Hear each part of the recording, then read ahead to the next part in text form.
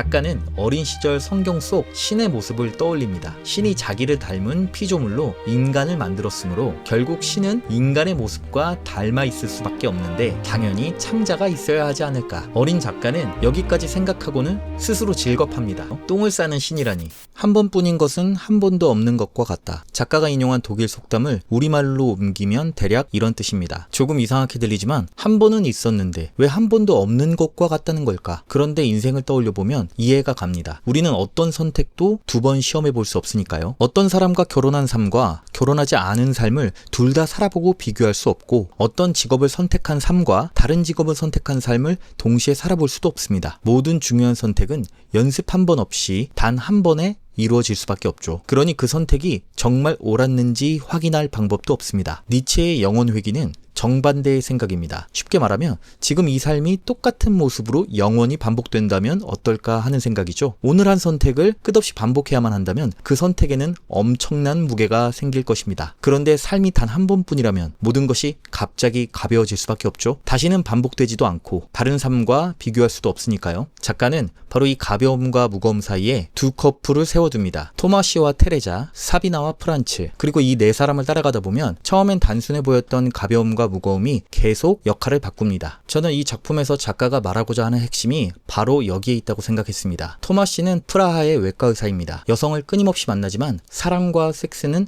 전혀 다른 문제라고 생각하죠. 한 여성에게 자기 삶 전체를 묶어두고 싶어 하지 않습니다. 토마시에게 중요한 건 오로지 자유입니다. 반면 그의 연인 테레자는 사랑을 그렇게 나누지 못합니다. 몸과 마음을 따로 나누지 못하고 사랑한다는 건 한 사람에게 자신을 온전히 내어주는 일에 가깝다고 생각하죠. 그래서 토마시가 다른 여자들을 만날 때마다 깊이 상처받는 모습이 나옵니다. 토마시에게 사랑이 자유를 빼앗는 무게라면 테레자에게 그 무게는 오히려 사랑이 사랑일 수 있게 만드는 조건처럼 보입니다. 이 둘 사이에 있는 인물이 바로 사비나입니다. 사비나는 토마시보다 훨씬 적극적으로 가벼움을 선택하는 사람입니다. 그녀에게 가장 중요한 단어 가운데 하나는 배신입니다. 가족을 떠나고 조국을 떠나고 연인마저 떠납니다. 무언가가 자신을 규정하기 시작하면 거기서 다시 빠져나가려고 하죠. 반대편의 프란츠는 끊임없이 의미를 찾습니다. 사랑에도 의미를 붙이고 정치적 행동에도 의미를 붙이고 자기보다 큰 어떤 대의에 참여하고 싶어합니다. 그래서 처음엔 네 사람이 아주 깔끔하게 나뉘는 것처럼 보이는데요. 토마시와 사비나는 가벼움 쪽, 테레자와 프란츠는 무거움 쪽을 대변하고 있는 것처럼 보입니다. 그런데 이 구분은 오래가지 않습니다. 이 네 명의 관계는 고정된 답이라기보다 가벼움과 무거움이 가진 여러 가능성을 하나씩 시험해보는 구조에 가깝습니다. 그리고 그런 점이 이 작품의 핵심입니다. 1968년 소련군의 침공 이후 토마시와 테레자는 스위스로 떠납니다. 그런데 테레자는 결국 프라하로 돌아가 버리죠. 토마시는 혼자 남게 됩니다. 그동안 자유를 갈망하던 토마시는 이제 원하던 걸 갖게 되었죠. 테레자의 질투에서도 벗어나고 다른 여자들을 자유롭게 만날 수도 있고 의사로서의 삶도 그대로 이어갈 수 있습니다. 굳이 테레자로 인해 자유를 억압받는 상태로 돌아갈 필요가 없어 보이죠. 그런데 토마시는 테레자가 있는 곳으로 그녀를 쫓아갑니다. 자신을 가장 무겁게 만들었던 사람을 따라 다시 넘기 힘든 국경을 넘은 것입니다. 가벼움을 원했던 사람이 스스로 가장 큰 무게를 선택한 것이죠. 그 선택이 옳았는지는 아무도 모릅니다. 토마시 자신도 알지 못해요. 테레자를 따라가지 않고 스위스에 남았을 또 하나의 인생을 살아볼 방법이 없으니까요. 결국 처음에 이야기했던 한 번뿐인 것은 한 번도 없는 것과 같다는 말로 다시 돌아갑니다. 삶은 한 번뿐이라 자유로운 것처럼 보이지만 바로 그 한 번뿐이라는 이유로 어떤 선택이 옳았는지 끝까지 알 수 없게 되는 것이죠. 토마시는 정치적인 문제에서도 중요한 선택을 합니다. 예전에 자신의 쓴 글을 철회하라는 압력을 받지만 거부하죠. 철회하면 외과 의사라는 직업을 지킬 수 있었습니다. 그러나 토마시는 이 제안을 거부하고 병원에서 밀려나고 점점 더 낮은 위치로 내려가다가 마침내 창문 닦는 일을 하게 됩니다. 여기까지는 꽤 무거운 선택입니다. 양심을 지키기 위해 평생 쌓아온 직업과 사회적 위치를 통째로 포기한 것이니까요. 그런데 작가는 여기서도 한 번 더 뒤집습니다. 외과 의사라는 자리에서 벗어난 토마시는 오히려 더 자유로워합니다. 사회적으로는 완전히 추락했는데 자신을 짓누르던 책임에서는 가벼워진 것이죠. 창문을 닦으러 다니면서 고정된 시간 동안 일을 해야 했던 외과 의사 때보다 더 많은 여자를 만나고 다니죠. 이처럼 이 작품에서는 무거운 쪽을 선택했다고 해서 반드시 더 무거워지지도 않고 가벼운 걸 선택했다고 해서 끝까지 가벼워질 수도 없는 것으로 묘사했습니다. 무게 안에서 자유가 생기고 자유 안에서 새로운 무게가 생기는 것이죠. 이 작품을 읽으면서 작가의 시선에 대해 쉽게 동의하기 어려웠던 부분이 하나 있습니다. 소설 속 인물이 도덕적이어야 할 필요는 없고 현실의 인간도 얼마든지 모순적일 수 있다고 생각합니다. 제가 걸렸던 건 남녀관계에 대한 신의와 약속을 바라보는 이 작품의 시선입니다. 토마시는 테레자를 사랑하면서도 다른 여성들과의 관계를 계속 이어갑니다. 테레자가 그 일로 얼마나 큰 고통을 받는지도 알고 있죠. 사비나에게도 배신은 단순한 잘못이 아니라 자신을 구속하는 어떤 것에서 벗어나는 방식으로 다뤄집니다. 물론 이것만으로 작가가 불륜을 옹호한다고 말할 수는 없습니다. 옹호에도 관계없습니다. 다만 작품 전체를 놓고 보면 연인이나 배우자처럼 가장 가까운 사람과의 신의는 비교적 가볍게 다루면서 사상이나 양심에 대한 신의에는 훨씬 더 큰 무게를 실른다는 것입니다. 특히 토마시를 보면 그 대비가 너무 선명합니다. 테레자가 자신의 외도로 계속 상처받는다는 걸 알면서도 여성들과의 관계는 포기하지 않습니다. 심지어 자신의 아들에 대한 책임에서도 상당히 거리를 두고요. 그런데 자신의 정치적 글을 철회하라는 요구 앞에서는 완전히 다른 태도를 보입니다. 한마디만 물러서면 외과 의사라는 직업과 사회적 지위를 지킬 수 있는데도 거부합니다. 결국 자신이 쌓아온 삶이 무너지고 사회적으로 밑바닥까지 내려가는 걸 감수하죠. 저는 이 대비가 꽤 크게 다가왔습니다. 가장 가까운 사람과의 신의를 저버리는 일과 자기 사상을 저버리는 일에 작품이 부여하는 도덕적 무게가 상당히 다릅니다. 물론 이걸 그대로 작가 개인의 윤리관이라고 단정할 수는 없는 거고요. 또한 소설 속 인물의 행동이 곧 작가의 생각이라고도 할 수 없죠. 하지만 토마시뿐 아니라 사비나까지 포함해서 사랑과 배신을 다루는 방식과 정치적 신념 양식을 다루는 방식을 나란히 놓고 보면 그 인상을 지우기 어려웠습니다. 사상에 대한 배신은 한 인간의 존엄과 연결될 만큼 무거운 주제로 다루면서 가장 가까운 사람에게 반복적으로 주는 상처는 상대적으로 훨씬 가볍게 처리한다는 말이죠. 특히 자유를 추구하는 사람이 그 자유 때문에 가장 가까운 사람에게 어떤 대가를 치르게 하는지에 대해서는 이 작품이 조금 덜 엄격합니다. 가장 가까운 사람에 대한 신의를 수없이 저버리는 인간이 사상과 타인을 위해 인생을 바쳐 신념을 지킬 수 있을까? 저는 회의적입니다. 애당초 어떤 게 더 무거운 것이라 정의할 수가 있을까요? 사비나라는 인물은 가벼움을 더 멀리 밀어붙입니다. 그녀에게 배신은 하나의 길을 버리는 동시에 새로운 길을 여는 행동입니다. 한 번 떠나면 다른 가능성이 열리는 시기죠. 그런데 그 가능성 속에서도 무언가 자신을 붙잡기 시작하면 다시 떠나버립니다. 처음에는 이 삶이 굉장히 자유로워 보입니다. 문제는 계속 떠나다 보면 결국 이런 상황에 이른다는 것이죠. 무엇으로부터 자유로워지는지는 분명한데 무엇을 위해 자유로운지는 알 수 없어집니다. 사비나는 결국 유럽을 떠나 미국으로 갑니다. 그런데 그곳에서 평범한 집에 불 켜진 창문을 바라보다가 잠시 마음이 흔들리게 되죠. 부모와 아이가 함께 살아가는 평화롭고 따뜻한 가정, 자신이 평생 벗어나려고 했던 바로 그 이미지입니다. 사비나는 그게 아름답게 꾸며진 환상이란 걸 알고 있습니다. 그런데 알면서도 마음이 움직이는 거죠. 가벼움을 끝까지 선택한 사람 안에도 무언가에 속하고 싶은 마음이 남아있는 것입니다. 그리고 이 장면에서 이 소설의 또 다른 중요한 단어, 키치가 등장합니다. 키치라는 말은 원래 예술에서 값싼 감상주의나 뻔하게 아름다운 것을 가리킬 때 쓰는 말인데 이 소설에서는 좀 더 넓은 의미로 쓰입니다. 아주 쉽게 말하면 현실에서 보기 싫은 걸 인위적으로 지워버리고 모두가 아름답다고 느낄 만한 모습만 남기는 태도, 이렇게 생각하시면 됩니다. 예를 들어 행복한 가족, 순수한 사랑, 위대한 조국, 정의로운 혁명, 아이들이 잔디밭을 뛰어다니고 사람들이 같은 방향으로 행진하며 모두가 같은 장면을 보고 감동하는 세계, 보기에는 아름답습니다. 그런데 실제 인간의 삶에는 그 그림과 어울리지 않는 것도 있죠. 질병도 있고 죽음도 있고 배신도 있고 추함도 있습니다. 그리고 사람은 똥도 쌉니다.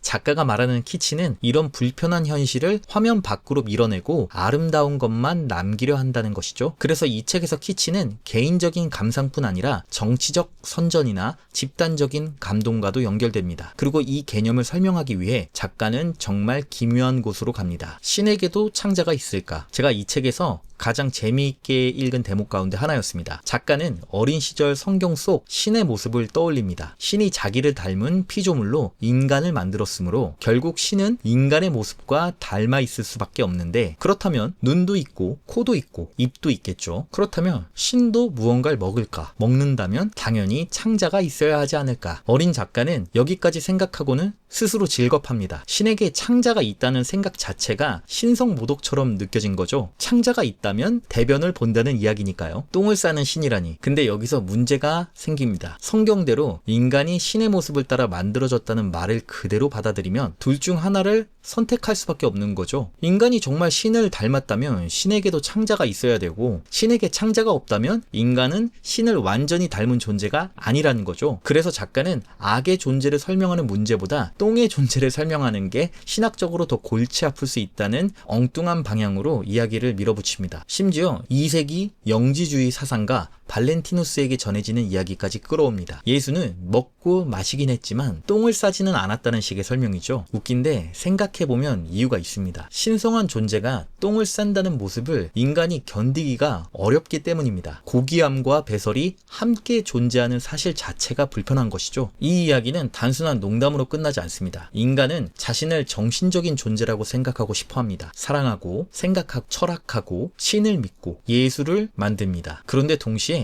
우리는 육체입니다. 먹고 땀 흘리고 병들고 늙고 배설합니다. 작가는 이 둘을 분리하지 않습니다. 오히려 일부러 붙여놓습니다. 그래서 아름다움과 추함, 사랑과 배신, 성적인 흥분과 우스꽝스러움까지 서로 가까이 배치하죠. 사비나가 알몸에 중산 모자를 쓰고 거울 속 자신을 보는 장면도 그렇습니다. 자기 모습이 섹시해서가 아니라 우스꽝스럽다고 느끼면서 동시에 흥분하고, 그 환상은 화장실과 배설의 이미지에까지 이어집니다. 고상한 것과 천한 것이 서로 완전히 떨어져 있는 게 아니라 오히려 아주 가까운 곳에서 섞여 있다는 것입니다. 작가는 그 사실을 굳이 감추지 않습니다. 키치가 인간의 보기 싫은 절반만 지워버린다면 이 소설은 반대로 그 절반을 계속 눈앞에 가져다 놓는 방식입니다. 이 이야기는 먼저 상황을 알아야 이해가 됩니다. 스탈린의 아들 아코프는 전쟁 중에 독일군의 포로가 됩니다. 수용소에서 영국군 포로들과 같은 변소를 썼는데 변소를 더럽게 쓴다는 이유로 계속 항의를 받습니다. 생각해보면 굉장히 기묘한 상황이죠. 한때 그는 신처럼 추앙받던 소련 최고 권력자의 아들이었습니다. 신의 아들이었죠. 스탈린이라는 이름 하나만으로도 다른 사람과는 전혀 다른 위치에 있던 사람입니다. 그런데 포로 수용소에서는 그런 신분이 아무 의미가 없습니다. 오히려 다른 포로들에게 네 똥이나 제대로 치워라 라는 식의 모욕을 받는 처지가 됩니다. 야코프는 이 문제를 견디지 못하고 수용소 책임자에게까지 가서 판정을 요구합니다. 하지만 책임자는 똥 문제에 관여하고 싶지 않다면서 상대해주지 않죠. 스탈린의 아들이라는 엄청난 이름도 자신의 억울함도 그 순간에 아무런 무게가 없었던 것입니다. 이를 이기지 못한 야코프는 결국 고압전류가 흐르는 철조망으로 몸을 던져서 스스로 생을 마감합니다. 그래서 작가는 아주 강렬한 문장을 씁니다. 스탈린의 아들은 똥을 위해 목숨을 내놓았다. 그런데 작가는 이 죽음을 우스운 죽음이나 의미 없는 죽음으로도 취급하지 않습니다. 오히려 정반대입니다. 전쟁에서는 수많은 사람들이 거대한 명분을 위해 죽습니다. 독일인들은 제국의 영토를 넓히기 위해 죽었고요. 러시아인들은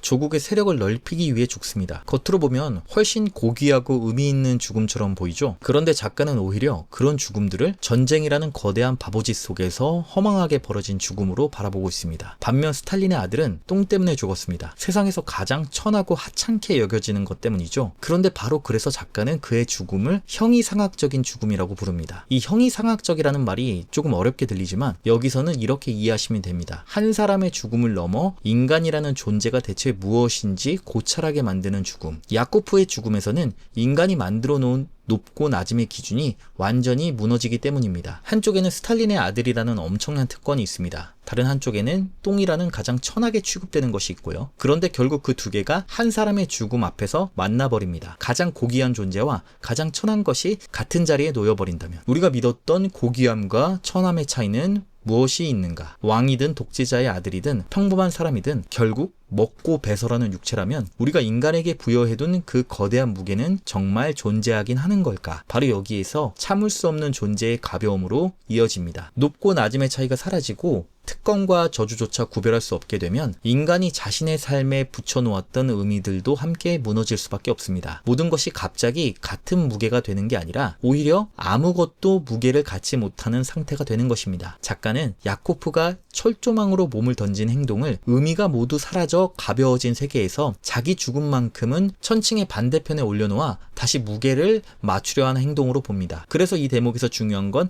단순히 스탈린의 아들이 화장실 문제 때문에 있다라는 기괴한 일화가 아닙니다. 가장 높은 것과 가장 낮은 것이 구별되지 않는 순간 인간 존재의 의미 자체가 얼마나 쉽게 무너질 수 있는가. 작가가 스탈린의 아들의 죽음을 형이상학적이라고 부르는 이유가 바로 여기에 있습니다. 그래서 똥 이야기는 정치 이야기와도 연결됩니다. 전체주의가 원하는 세계에는 똥이 없습니다. 실패, 의심, 불행, 추함, 체제에 맞지 않는 사람, 이런 것들은 공식적인 그림에서 지워버린다는 얘기입니다. 반대로 남는 건 행복한 노동자, 건강한 아이들, 정의로운 국가, 이처럼 같은 방향으로 움직이는 사람들 뿐입니다. 다 함께 같은 장면을 보고 감동합니다. 마치 북한처럼 말이죠. 이게 정치적인 키치입니다. 중요한 건 작가가 이걸 공산주의만의 문제로 제한하지 않는다는 점입니다. 사비나는 공산주의 체제에서 벗어난 뒤 서구에서도 자신을 억압받는 체코 예술가라는 아름다운 이야기 속에 집어넣으려는 사람들을 견디지 못합니다. 자신의 삶이 또 다른 감동적인 이야기로 포장되는 것이라 생각하죠. 즉 키치는 어느 정치 체제 하나만의 문제가 아니라 복잡한 현실을 지우고 모두가 쉽게 감동할 수 있는 그림으로 바꾸고 싶은 인간의 욕망에 가깝습니다. 그래서 키치를 비웃는 사람도 키치에서 완전히 자유롭지는 못하단 말이죠. 사비나조차 불 켜진 창문 속 행복한 가족이라는 이미지에 잠시 마음이 움직이니까요. 거짓이라는 걸 알면서도 아름다운 건 아름답습니다. 프란츠라는 인물은 이런 정치적 키치와는 조금 다른 방식으로 연결됩니다. 그는 좋은 사람입니다. 이상도 있고 타인의 고통에도 관심이 있고 무엇보다 세상을 좀 더 나은 곳으로 만들고 싶어하는 의지가 있는 사람입니다. 문제는 그 선의가 자꾸 거대한 장면을 필요로 한다는 것입니다. 역사적인 행진, 정치적 대의, 세계적인 연대, 이처럼 자기보다 큰 무언가와 함께 걸을 때 자신의 삶도 더 의미 있어지는 것처럼 느낍니다. 그래서 프란츠에게 무거움은 단순히 책임만을 뜻하는 것이 아닙니다. 내 삶이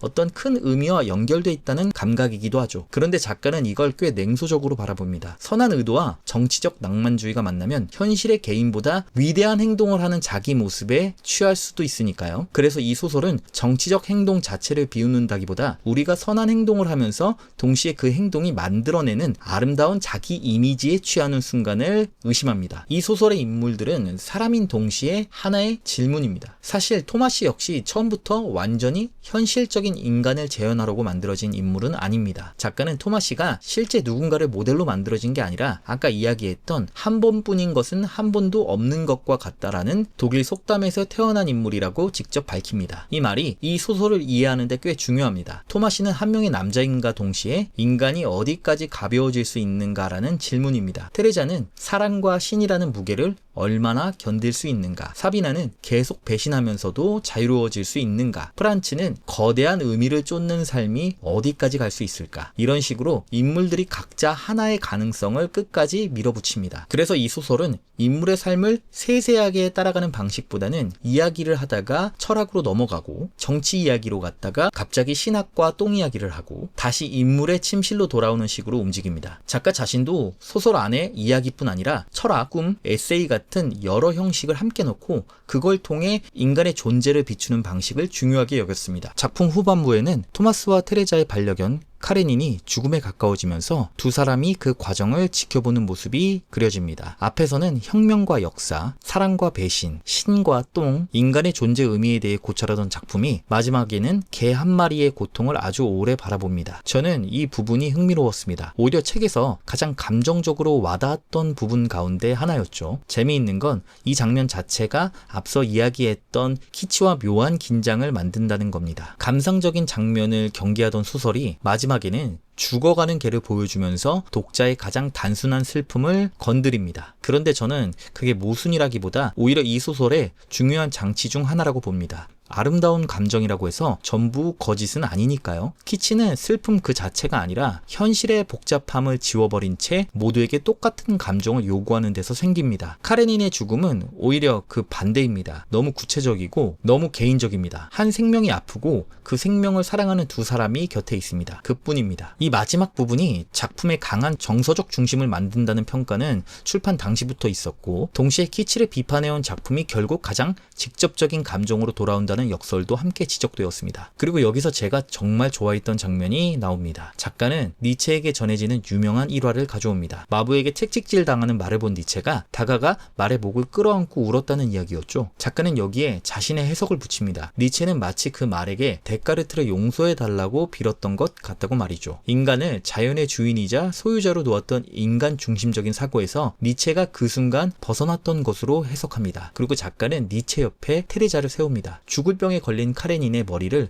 무릎에 올려놓고 쓰다듬는 테레자. 저는 이 두 사람을 나란히 놓는 장면이 정말 좋았습니다. 한쪽에는 철학자가 있고 한쪽에는 자신의 개를 쓰다듬는 여자가 있습니다. 겉으로 보면 전혀 다른 장면인데 둘 다 같은 방향을 향합니다. 인간만이 세상의 중심이라는 세상에서 벗어났다는 점. 테레자에게 카레닌과의 관계는 토마시와의 관계와는 다릅니다. 토마시와의 사랑에는 불안이 존재합니다. 질투도 있고 배신도 있고 상대를 잃을지 모른다는 공포도 있죠. 카레닌과의 관계에는 그런 계산이 훨씬 적습니다. 그래서 소설은 인간과 동물의 관계에서 오히려 더 순수한 애정을 발견합니다. 저는 이게 꽤 재미있었습니다. 인간의 사랑을 수백 페이지 동안 복잡하게 분석하던 작품이 마지막에 와서는 한 사람이 아픈 개 옆에 있어주는 장면을 굉장히 중요하게 바라보는 거죠. 앞에서 인간은 조국을 위해 죽고 신념을 위해 직업을 버리고 사랑 때문에 국경을 넘습니다. 거대한 의미가 넘쳐나죠. 그런데 마지막에 남는 행동은 의외로 단순합니다. 죽음으로 고통받고 있는 생명의 옆에 있어주는 것. 그리고 저는 오히려 이 작은 행동이 프란츠의 거대한 정치적 행진보다 훨씬 무겁게 다가왔습니다. 결국 가벼움과 무거움 중에 무엇이 중요한 걸까? 여기까지 읽어도 저는 답이 나오지 않았습니다. 토마시는